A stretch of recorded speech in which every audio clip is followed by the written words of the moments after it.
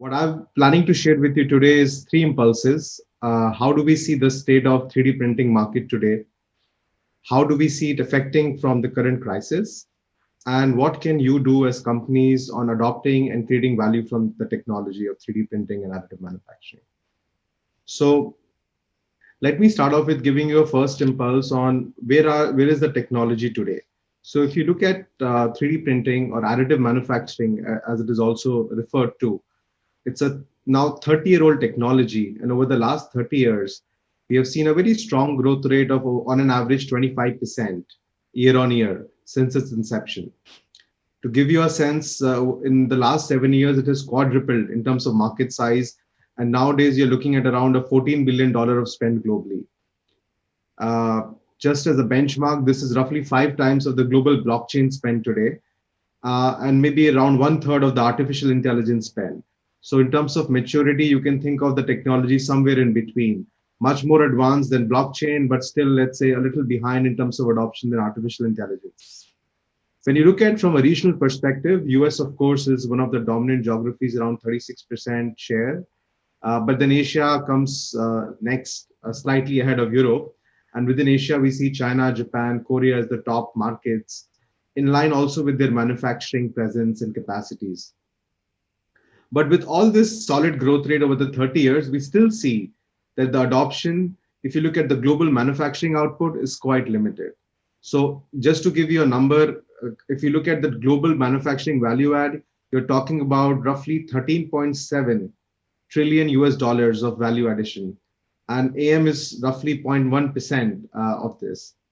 So there is huge opportunity and scope for this technology as it gets more penetrated in the manufacturing sector.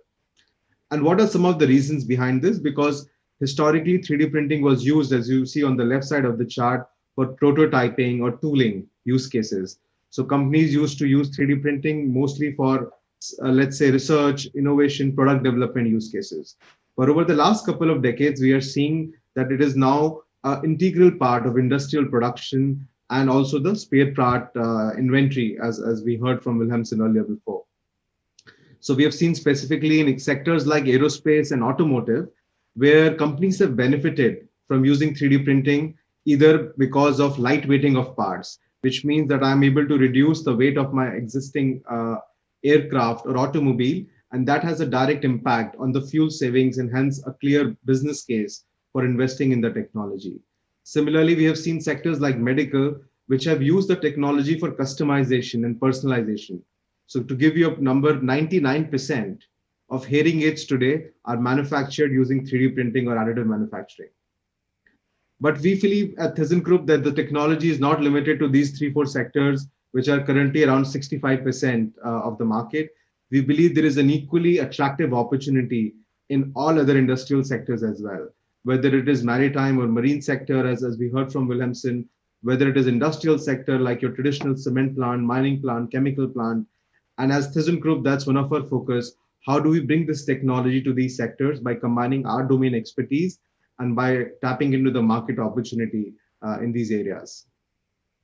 Now, if I reflect on the current pandemic, what we have seen since the beginning of this year, the biggest question on everyone's mind is how do I make my supply chain more resilient? And what does it mean to make a supply chain resilient? So, in our experience, it basically boils down to how do I eliminate single sourcing of my supply chain dependencies, either on material or on parts, and I go for more dual and multi sources?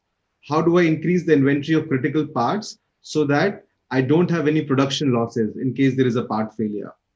How can I have more nearshoring of supplier base? How can I regionalize my supply chains closer to the demand centers where it is required or consumed? And finally, how do I become more agile and flexible so that if there is a sudden drop in supply or demand, I'm able to adapt in my supply chain? And we feel that 3D printing or additive manufacturing as a technology is inherently designed to address these shocks. Because if you think about the technology, if you look at the design stage, additive manufacturing gives you the ability to design very complex parts. So complexity is for free in additive manufacturing world. On top of that, we also see that during the manufacturing stage, the economics using additive manufacturing or 3D printing for batch size of one part is as attractive for a batch size of 100 or 500 part, which means that even if I have one critical part to be printed, I can still print it economically at a equally attractive economics. Then during the supply chain, we see that 3D printing offers you the ability to digitalize your spare parts, have digital inventories, and then you can print them on demand. And you can reduce your logistics cost, your inventory carrying cost, and that is another value addition.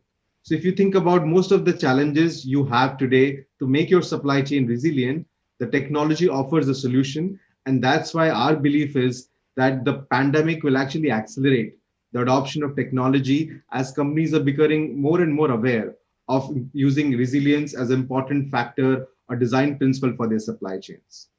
And maybe to top it all, we also see 3D printing as intrinsically more sustainable for the planet because ultimately the technology requires reduced material inputs, lower energy consumption, and there is much lesser movement and logistics to be done. So that's why we feel that the pandemic will actually accelerate the adoption of this technology. The World Knowledge Forum